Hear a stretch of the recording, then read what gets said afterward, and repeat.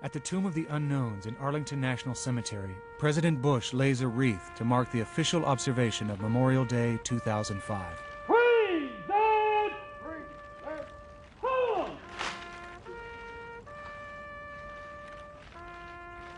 As this and other public events unfolded across the country, there were also countless private moments of remembrance.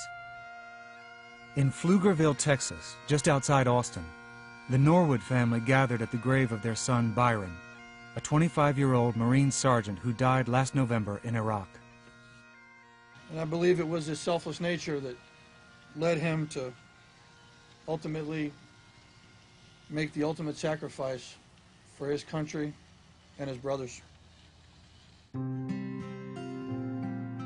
Byron is the third of 5 children born to Bill and Janet Norwood. From early on, he seems to be the center of attention.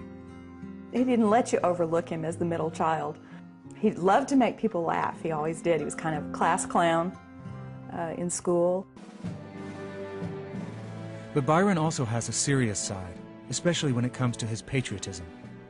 Both his grandfathers served in the Marines during World War II. Byron enlists right out of high school. There was no way we could have talked him out of it, much as I would have liked to at times. Byron starts in the reserves, then goes active duty, joining the 3rd Battalion, 1st Marine Division. It is peacetime when he reports to Camp Pendleton in July 2001. But 2 months later, the world turns on its head. When 9/11 happened, my immediate thought when I saw those buildings fall was we are at war and Byron's going to war. Byron ships out for combat in January 2003 as the U.S. is building toward an invasion of Iraq. They got over to Kuwait, waited for the president to give the order. The order comes on March 20th, 2003, a short air campaign, followed by a swift ground invasion. They hear from him 3 weeks later, after the fall of Baghdad. Byron says he's safe and heading for home. He was proud, but I think he kind of reserved judgment. He knew there was still a long way to go before the mission was complete. While in combat, Byron had injured his shoulders carrying heavy supply packs and would need surgery. But instead of surgery, Byron volunteers for a second tour of duty. When I heard him say shoulder surgery, I was thinking, yes, that's great, that'll keep you home. But no, he said he wasn't letting his Marines go over without him. He would go and he'd take care of the shoulder when he got back. But Iraq is a much different place this time. In the aftermath of war, a bloody insurgency is claiming even more American lives. Every time you'd hear of one on the news, you prayed that it wasn't going to be somebody knocking on your door, and then you'd feel guilty because you knew if it wasn't your door, it was somebody else.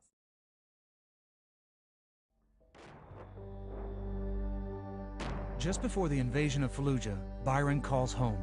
He told us that he loved us and he'd be thinking about us and not to worry about him. And in the back of my mind, I wondered if that would be the last time we talked to him. And it was. Early on November 14th, 2004, the Norwoods wake up to a knock on their front door. The front porch light was on, and I could see the reflection on the buttons of the dress blues, and I knew immediately. Bill went to the door and opened it and let him in, and, that was it. On Byron's last day, his Humvee had been part of a patrol clearing buildings in southern Fallujah. 7 Marines were ambushed and wounded inside a house. As part of the rescue mission, Byron entered the building to direct the fire of his machine gunner. According to his commendation, Byron cleared one room, but as he moved into a second, a sniper fatally wounded him. The 7 trapped Marines he set out to save were eventually rescued. And I think the fact that the 7 who were wounded were able to be gotten out of the building, He would consider that successful. that's what success was to him. The senior ribbon. Sergeant Byron Norwood is posthumously awarded the Purple Heart and buried in the local cemetery. But his story doesn't end there. About a month after his death, his mother writes to President Bush. And it just struck me that the pain that we were feeling over the loss of Byron, I couldn't imagine what he was feeling. Janet mails the letter and forgets about it. As the Norwoods grieve over their loss, they try to keep up with events in Iraq. The success of the elections in late January helps lift their spirits. We felt terrific about it and knew Byron would feel that way. About the same time, their phone rings with an unexpected invitation.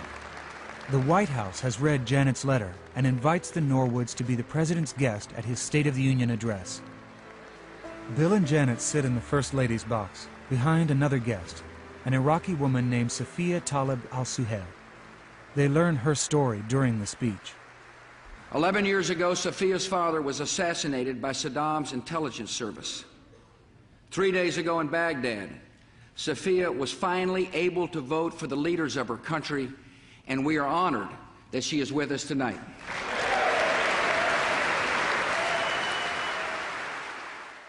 Then the Norwoods hear their son's introduction. One name we honor is Marine Corps Sergeant Byron Norwood of Pflugerville, Texas, who was killed during the assault on Fallujah. Ladies and gentlemen, with grateful hearts, we honor freedom's defenders and our military families, represented here this evening by Sergeant Norwood's mom and dad, Janet and Bill Norwood.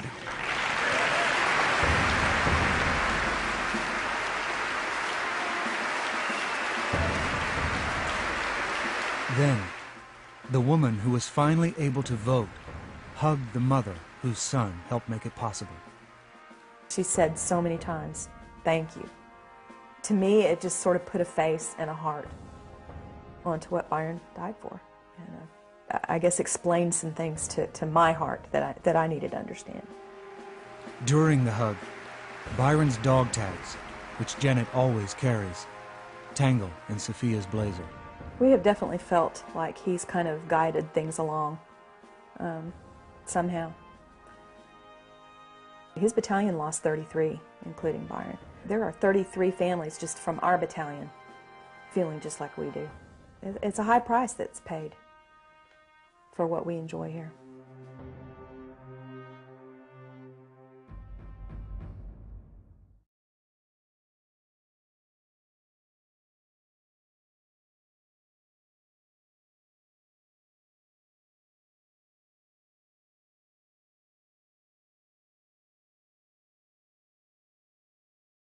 The Taliban have their fist in the mix here. Trust me, this is going to be chaotic.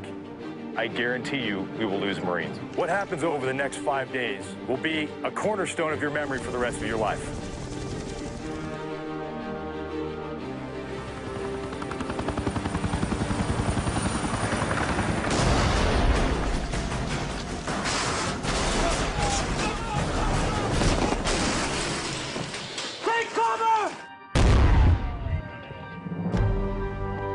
I've been told by Afghans, I don't mind Marines, I don't mind Taliban, I just want everyone to leave me alone. The key to winning is to let the people understand that you're here for them. It'll be big when I get home, can't wait.